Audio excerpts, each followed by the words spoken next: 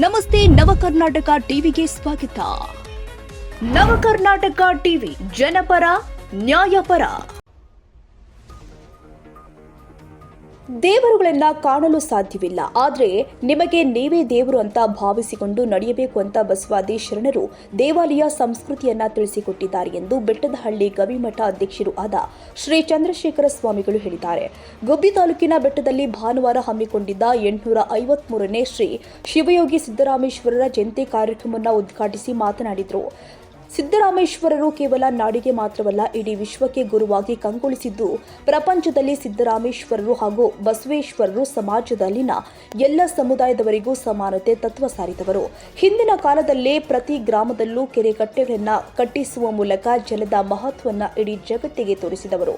ಕೇವಲ ಮಾನವ ಜಗತ್ತು ಮಾತ್ರವಲ್ಲದೆ ಪ್ರಾಣಿ ಪಕ್ಷಿ ಸಂಕುಲ ಕೂಡ ಶ್ರೀ ಸಿದ್ದರಾಮಯ್ಯ ಅವರ ಸೇವೆಯನ್ನ ನೆನೆಯಬೇಕು.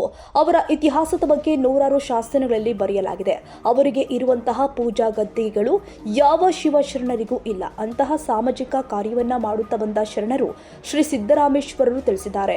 ಕೆಪಿಸಿಸಿ ಉಪಾಧ್ಯಕ್ಷ ಮುರಳೀಧರ್ ಹಾಲಪ್ಪ ಮಾತನಾಡಿ, ಶ್ರೀ ಮಠದಲ್ಲಿ ಶಿವಯೋಗಿ ಶ್ರೀ ಸಿದ್ದರಾಮೇಶ್ವರ ಜಯಂತಿ ಮಹೋತ್ಸವ 2 ದಿನಗಳ ಕಾಲ ಗವಿಮಠದಲ್ಲಿ ಅದ್ದೂರಿಯಾಗಿ ನಡೀತಾ ಇದೆ.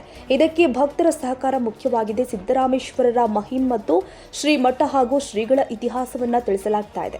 ಈಗಿನ ಯುವ ಪೀಳಿಗೆಯ ಮಕ್ಕಳು ಗ್ರಂಥಗಳನ್ನ ಓದುವುದೇ ಮರೆತಿದ್ದಾರೆ. ಕೈಪಿಡಿ ಪುಸ್ತಕಗಳನ್ನ ಶ್ರೀ ಮಠದ ಜೊತೆ ನಾನು ಕೂಡ ಸಹಕಾರವನ್ನ ಕೊಡ್ತೀನಿ. ಮಕ್ಕಳಿಗೆ ಶಿಕ್ಷಣದ ಬಗ್ಗೆ ಅರಿವು ಮೂಡಿಸಬೇಕು. ಶಿಕ್ಷಣ ಒಂದು ಕಲಿತರೆ ದೇಶದಲ್ಲಿ ಎಲ್ಲಿ ಬೇಕಾದರೂ ಜೀವನ ಮಾಡಲು ಸಹಕಾರಿಯಾಗುತ್ತೆ. ಸಿದ್ದರಾಮೇಶ್ವರ ಜಯಂತಿ ಕಾರ್ಯಕ್ರಮಗಳಿಗೆ ಶ್ರೀ ಮಠಕ್ಕೆ ಯುವಕರು ಮಠಗಳಿಗೆ ಬರಬೇಕು. ವಿದ್ಯಾರ್ಥಿಗಳು ಇಂತಹ ಕಾರ್ಯಕ್ರಮಗಳಲ್ಲಿ ಭಾಗವಹಿಸಬೇಕು. ಶ್ರೀ ಮಠಗಳಲ್ಲಿ ದೇವಾಲಯಗಳಲ್ಲಿ ಯುವ ಪೀಳಿಗೆಗೆ ವಿದ್ಯಾರ್ಥಿಗಳ ಸಂಖ್ಯೆ ದಿನೇ ದಿನೇ ಕಡಿಮೆ ಆಗ್ತಾ ಇದೆ. ಶ್ರೀ ಮಠದಿಂದ ವಿದ್ಯಾರ್ಥಿಗಳಿಗೆ ಪ್ರತಿಭಾ ಪುರಸ್ಕಾರ ಹಾಗೂ ಜಿಲ್ಲೆ ಹಾಗೂ ತಾಲೂಕುಗಳಲ್ಲಿ ಸಾಧನೆ ಮಾಡಿದವರನ್ನ ಹಾಗೂ ಸ್ಪರ್ಧಾತ್ಮಕ ಪರೀಕ್ಷೆಗಳಿಗೆ ಉತ್ತೇಜನವನ್ನ ಕೊಡುವಂತಹ ಕೆಲಸವನ್ನ ಶ್ರೀ ಮಠದಿಂದ ಆಗಬೇಕು. ಇದಕ್ಕೆ ಸಂಪೂರ್ಣ ಸಹಕಾರವನ್ನ ನಾನು ಕೊಡ್ತೀನಿ. ಮುಂದಿನ ವರ್ಷದಿಂದಲೇ ಶ್ರೀ ಮಠದಲ್ಲಿ ವಿದ್ಯಾರ್ಥಿಗಳಿಗೆ ಪ್ರತಿಭಾ ಪುರಸ್ಕಾರವನ್ನ ಮಾಡಬೇಕು ಅಂತ ಹೇಳಿದ್ರು. ಇದೇ ಸಂದರ್ಭದಲ್ಲಿ ಗೋಡೆಕೆರೆ ಮಠದ ಚರಪಟ್ಟಾಧ್ಯಕ್ಷರು ಆದ ಶ್ರೀ ಮೃತ್ಯುಂಜಯ ದೇಶಿಕೇಂದ್ರ ಸ್ವಾಮಿಗಳು, ಗೊಲ್ಲಹಳ್ಳಿ ಮಠದ ಶ್ರೀ ವಿಭವ ವಿದ್ಯಾಶಂಕರ ಸ್ವಾಮಿಗಳು, ಸಿಂಗಟಗೆರೆ ವಿರಾಕ್ತಾಶ್ರಮ ಮಠದ ಶ್ರೀ ಮಹಾಲಿಂಗ ಸ್ವಾಮಿಗಳು, ಕಾರ್ಯದರ್ಶಿ ನಿರಂಜನಮೂರ್ತಿ, ಕೋರಂ ಬಸವರಾಜು ಮುಖಂಡರು ಆದ ನಿರಂಜನಮೂರ್ತಿ, ಸಿದ್ದರಾಮಣ್ಣ, ಪಾಲನೇತ್ರಪ್ಪ ಹಾಗೂ ಗ್ರಾಮಸ್ಥರು ಭಾಗವಹಿಸಿದರು. ಅದಕ್ಕೋಸ್ಕರ 16 ಅಡಿ ಫೌಂಡೇಶನ್ನಲ್ಲಿ ದಾಸೋಹವನ್ನು ನಿರ್ಮಾಣ ಮಾಡಿ ಪ್ರಯತ್ನ ಮಾಡಿ. ಹಾಗೆಯೇ ನಮ್ಮ ಕಾರ್ಯಕ್ರಮದಲ್ಲಿ ನೌಕರ ವರ್ಗ ಬಹಳ ಶ್ರಮ ಪಟ್ಟರು. ಆಮೇಲೆ ಮೊದಲಿಗೆ ನಾವು ಕಾರ್ಯಕ್ಕೆ ಎಲ್ಲಿಂದ ಹೋಗ್ಬೇಕು, ನಮ್ಗೊಂಥರ ಏನೋ ಒಂದು ಭಾವನೆ. ಈ ಬೊಮ್ಮಸ್ ಇದಂಥದ್ದು ನಾರ್ಶೆಟ್ಟಿಹಳ್ಳಿ, ನಮ್ಗೆ ಆ ಮೂಲೆಯಿಂದ ಪ್ರಾರಂಭಿಸ್ಬೇಕು. ನಾವೆಲ್ಲ ಒಂದೊಂದ್ಸರಿ ಹೊಸಳ್ಳಿಯಿಂದ ಪ್ರಾರಂಭಿಸ್ತಿದ್ವಿ ದಾಸೋಹ ಅಂತ.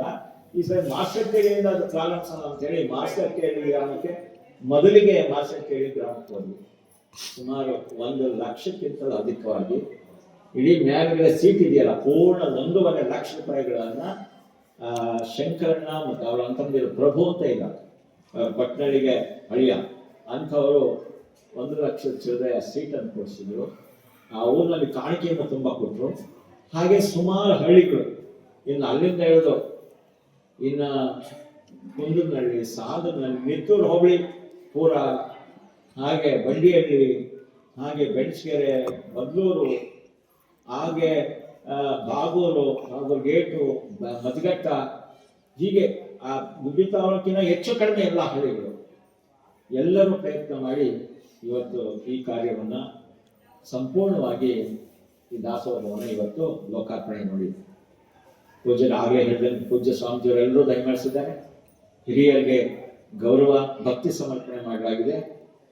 ಇವತ್ತು ಅನೇಕರು ಸೇವೆಯನ್ನು ನಾನೀಗ ಕೆಲವರ ಮಾತುಗಳನ್ನು ಹೇಳಬೇಕಿದೆ, ಕೆಲವು ಸಹಕಾರ.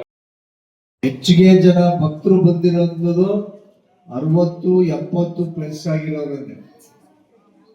ಮುಂದಿನ ಸಮಯದಲ್ಲಿ ಯುವಕರು ಇಲ್ಲಿಗೆ ಬರಬೇಕು, ವಿದ್ಯಾರ್ಥಿಗಳು ಇಂಥ ಕಾರ್ಯಕ್ರಮದಲ್ಲಿ ಭಾಗವಹಿಸಬೇಕು ಅಂತ ಹೇಳಿದ್ರೆ ಅವರಿಗೆ ಮ್ಯಾಚ್ ಆಗುವಂಥದ್ದು ನಾವು ಏನಾದ್ರೂ ಇಡಬೇಕು ಅಲ್ವಾ. ದೇವಸ್ಥಾನಗಳಲ್ಲಿ, ಮಠಗಳಲ್ಲಿ ಹೊಸ ಪೀಳಿಗೆಗೆ, ಹೊಸ ತಲೆಮಾರಿಗೆ ಏನ್ ಬೇಕು ಅದನ್ನ ನಾವುಗಳು ಯೋಚನೆ ಮಾಡಬೇಕು. ನಾವು ಬರೇ ಹಿಂದಿಂದನೇ ನಮ್ಮ ಅಪ್ಪ ಅವ್ವ ಇದ್ದಿದ್ರು, ನಮ್ಮ ಅಜ್ಜ ಇದ್ರು ಆ ಕಾಲ ಅದು. ಈಗಿನ ಪೀಳಿಗೆ ಏನ್ ಅಪೇಕ್ಷೆ ಪಡ್ತಾರೆ, ಅವರ ನಿರೀಕ್ಷೆ ಏನು, ವರ್ಷಗಳು ಈ ಹುಡುಗರುಗಳು ಯಾರು ದೇವಸ್ಥಾನಗಳಿಗೆ ಮಠಕ್ಕೆ ಬರೋದು ತುಂಬಾ ಕಡಿಮೆ ಆಗ್ತಾ ಬರ್ತಾರೆ.